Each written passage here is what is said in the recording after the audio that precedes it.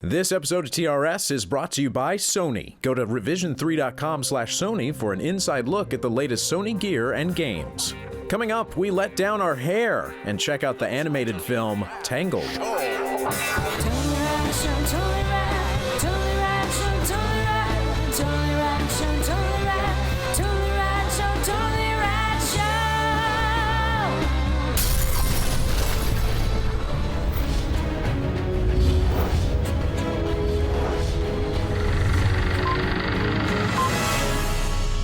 Today in movies, we are talking about Tangled, which comes out today. And it's Disney's take on the classic fairy tale Rapunzel. Now, when we were kids and when our parents were kids, every summer... Very different times. Actually, I don't know how often it happened for our parents, but when we were kids, every summer, a new Disney animated film would come out that was a take on a classic fairy tale. And there were musicals filled with songs and joy.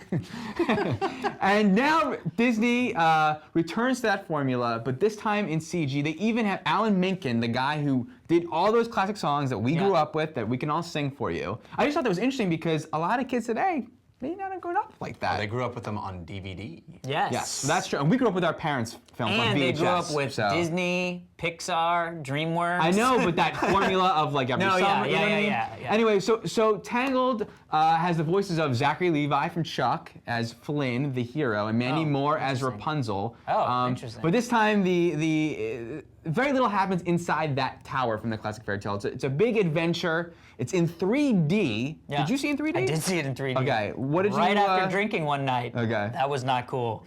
It completely fucked me up. Oh, wow. More on that later. What did you think of So I had all things Tangled? I mean, look, I am a Disney file from way back when I was a wee little lad, all the way through now. Yeah. I think it's a cultural bequeathment that we all have to, I mean, it's Disney, and they do these stories really, really well. I thought it was really fun. I thought it was funny. I thought it was sweet.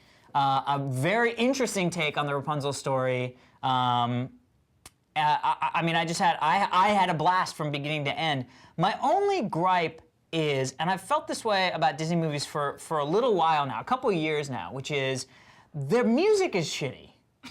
The music is shitty. The music is not. There was not a single Princess and the Frog. Like, there's not a single walk out and start singing those songs. Like there was. I remember Lion King. I walked out singing those songs. Little Mermaid, Aladdin. You walked out going, ah, I did. And then for the whole last couple weeks, all my friends would be like, you know what I mean?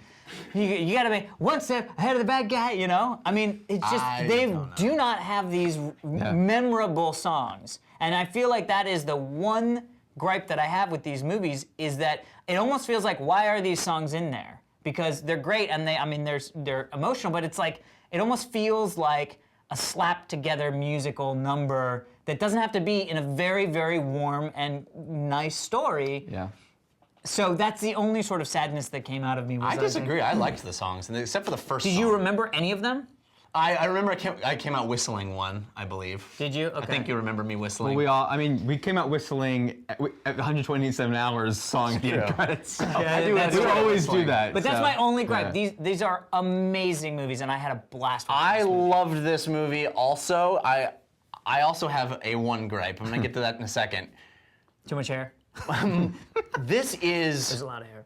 For me, ranks up there with Aladdin. Oh.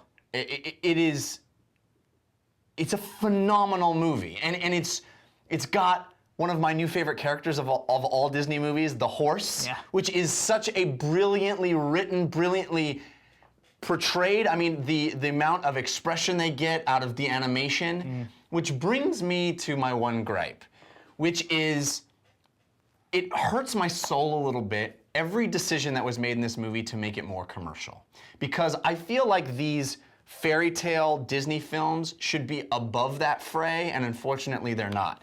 The idea of not calling this Rapunzel, I think, diminishes the movie. I think they changed the title to Tangled so that it wouldn't turn off boys going to see it, because Princess and the Frog did so poorly. And I think it should be called Rapunzel. It is the classic fairy tale movie.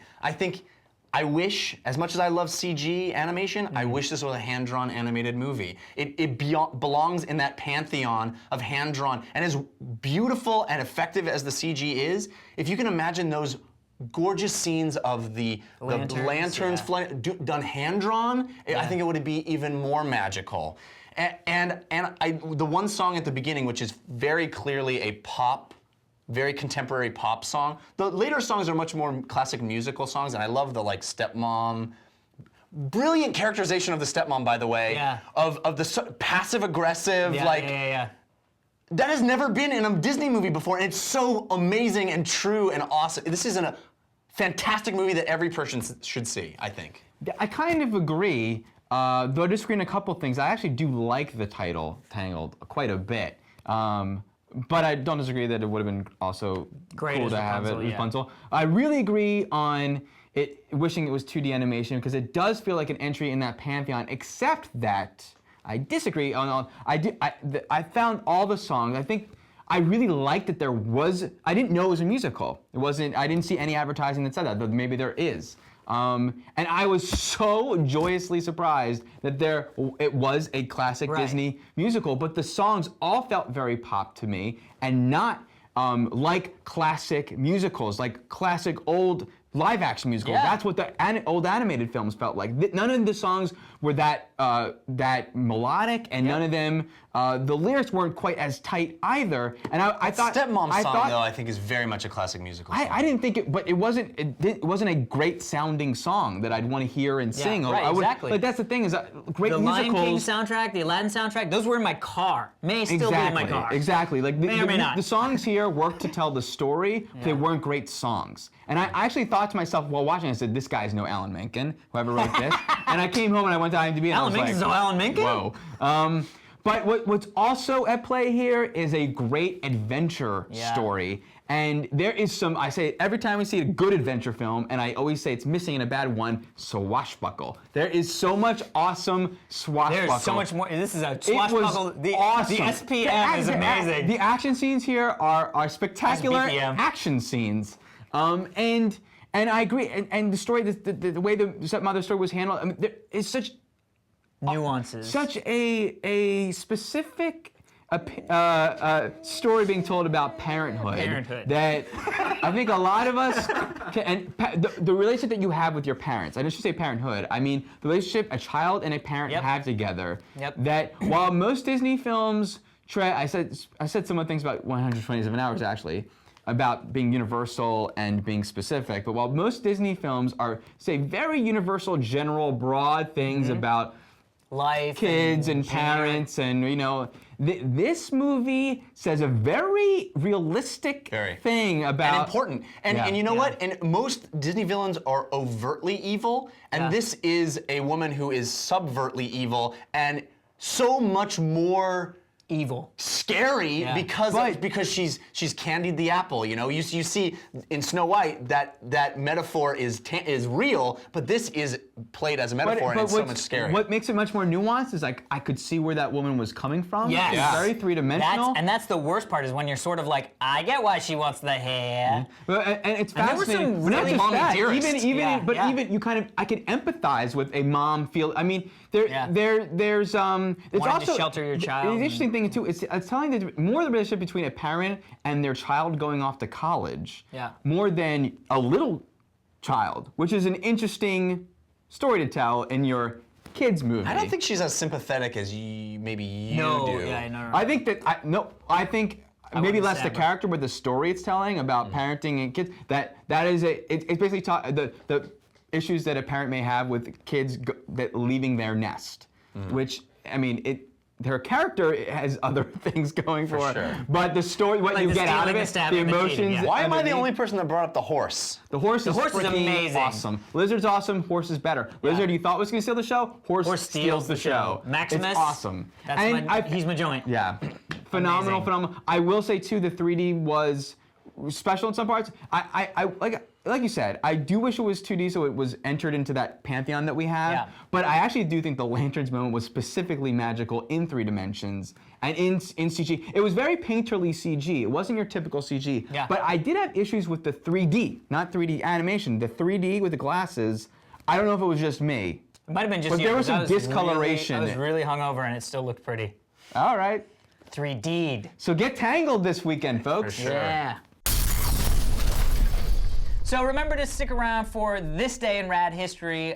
Today we're sponsored by Sony, and our friend Anthony Carboni put together a cool little segment for you, so check it out. Hey guys, Anthony Carboni here for Sony, and instead of running some lame commercial at the end of one of your favorite shows, Sony has sent me here to San Diego, California, to the offices of Wildstorm to talk to Jim Lee, co-publisher of DC Comics, about the upcoming Sony online entertainment game, DC Universe Online. How did it feel to kind of have Sony come up to you and be like, okay, the way you do it? To the extent that they are using the designs for the DCUO, I mean, it was, you know, very, very flattering, and at the same time, a huge, huge task, because, you know, a lot of these characters I hadn't ever drawn before, and so you're constantly having to go over scores of DC characters and trying to figure out, well, what makes this character look the best. Yeah. Why an MMO as opposed to a game where you get to be these characters?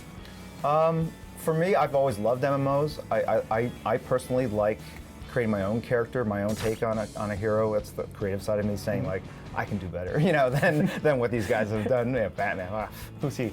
And then interacting with all these other great characters in this environment and this world that, you know, so many people around the world are familiar with.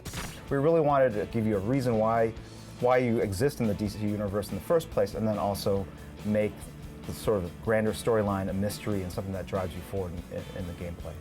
That's just some of what Jim and I talked about. To find out more about DC Universe Online and see the rest of the interview, head to revision3.com/Sony. Tomorrow is Thanksgiving, and we've got a special episode you definitely don't want to miss. Today is November 24th, and on this day in Rad, in 1859, a little feller by the name of Charles Darwin published a book you may have heard of called On the Origin of Species. Old Chucky D pulling it out again. Of course, where for he the first puts time. forth the theory of evolution of species everything. based on his observations in the Galapagos Islands. And Survival of the fittest was born. you know, there's a lot of people that That's why I feel such prowess walking around today. there's a lot of people that suggest I'm alive. that idea had been already circulating a little bit, but Hey man, if it's on paper, like Chucky D style, then it's the truth. and ironically, here we are, however many years later, and a lot of people still don't think that that is Okay. based in reality. I hesitated. Yeah. It's a natural pass. Yeah. Pretty crazy. Pretty crazy. Long time ago.